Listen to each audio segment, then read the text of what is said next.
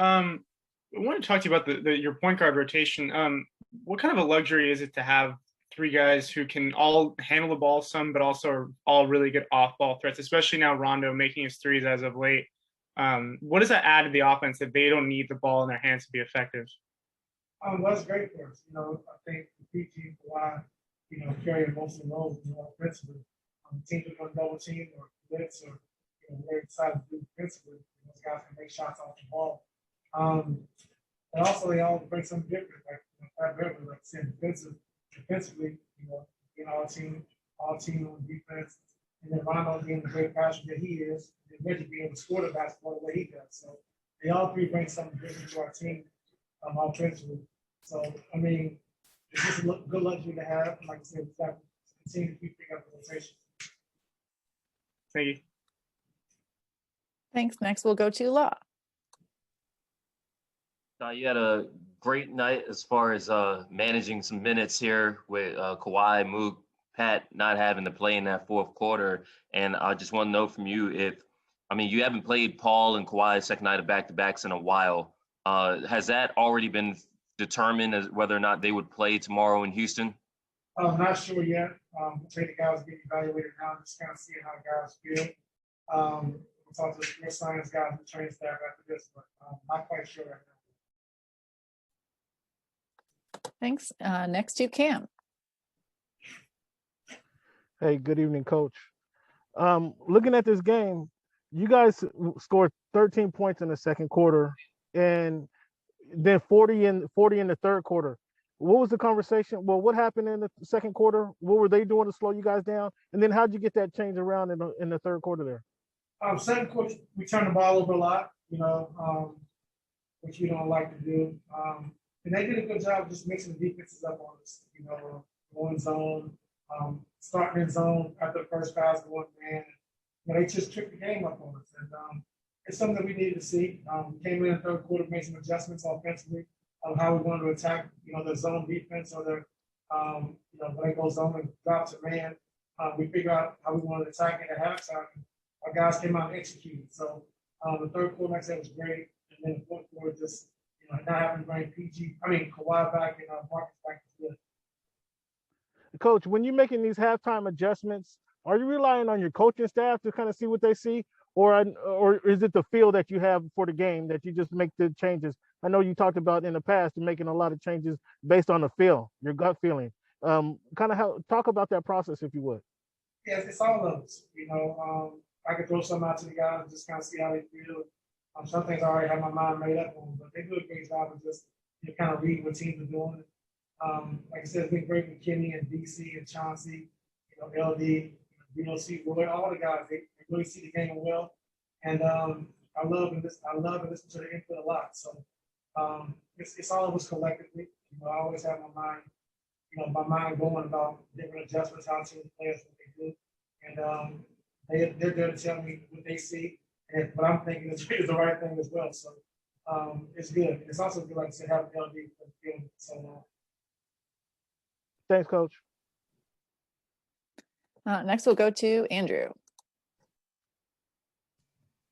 Hey, Ty, congrats on the win. I feel like this was a few months ago now when we talked about advanced stats and how you feel like they need to be put into context for you. And going back, I think the last 8 games entering tonight, the offense has been 21st in offensive rating, obviously far down from where it usually had been. Does that, and then you have the second quarter tonight in the way that kind of the turnovers, does that to you tell a story of does that reflect kind of what you're seeing where the offense needs to still tune up in the next week and a half before the playoffs begin? Or do you feel like that isn't quite the way you're seeing it? It's not quite as bad as that would be portrayed. Well, it's a combination of a lot of things. I think, Kawhi missed the amount of games that he missed. I think with the injuries, of course, Kawhi's not playing. Most of the time, your scoring's going to be down. I think then getting guys healthy and then trying to understand how we want to play and what players fit the group has also been a process as well. So, I don't want to just say that our offense has been bad. Looking at it, we do some good things here and there. A lot of times we have a lot of combinations on the floor. The guys haven't played together, and so they're not really in sync and in rhythm. So that has been the biggest thing the last, 5-6 games of the season, just getting everyone healthy, but also being able to see the flow of the game offensively and defensively. What we're trying to do. So I thought tonight was a good start for us. Like I said, come out in that third quarter, I had to make some adjustments. We have scored 30 points against the team was good. And I thought our defense overall all night was good. To go to the young man, Mr. Scrub, he gets in there, gets his first points. He talked about how awesome it's been to not only be around you guys, but be around such a veteran team where he can learn from. What have you made of his last 5 months where it's been, I'm sure, not easy for him? What have you seen from him? It's been awesome for him. I think, coming out from Louisville and looking up to Rondo, so having him on the team and looking up to Brian PG as well. Just having those guys, being up with him, trying to show him the way.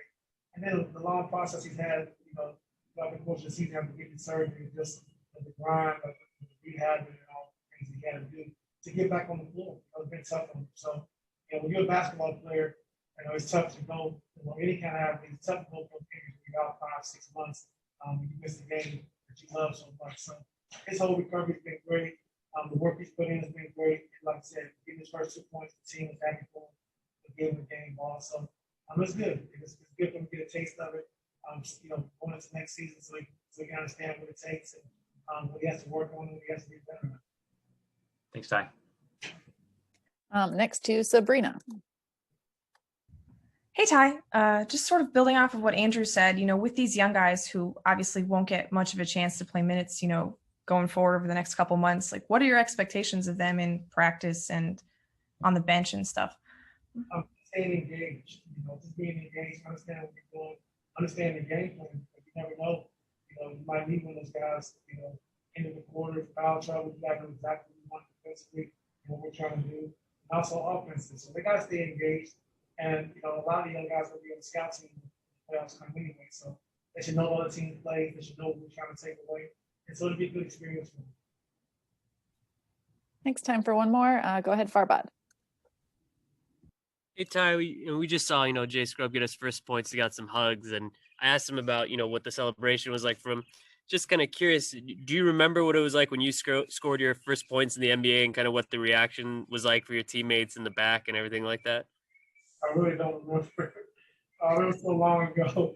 I really don't remember. But, I just remember my first, I came in a lockout season. So the first 35 games, I was on IR for the first 35 games. So the very first game I played was against Utah Jazz, against John Stockton. I'll never forget that moment and that opportunity. So it was just a blessed day for me to be able to be on the floor and be on the court after, dreaming, being in the NBA and hopefully one day get the chance to play against the greats. And like I said, my first game was against the great John Stockton. So I'm just happy for my career, just happy that God blessed me to be in that position. Was that kind of a rude awakening for you as a rookie to have John Stockton as the first game? Not really a rude awakening, just being in awe because you watch these guys, growing up, you watch playing with Kobe and Shaq, watching those guys, and then have a chance to play against Karl Malone and John Stockton in your first game. Guys you look up to, you idolize growing up. So just being in awe, just like I'm on the floor with these guys, and I'm teammates with Kobe and Shaq, and just a great feeling, especially when they welcome you in the way Kobe and Shaq did when I was young, along with Eddie Jones and Brian Shaw and guys. Jay Scrub getting the same kind of treatment, Kawhi and PG. The guys just welcome me in. Thank you, Ty. We'll let you go. Oh, thank you very much.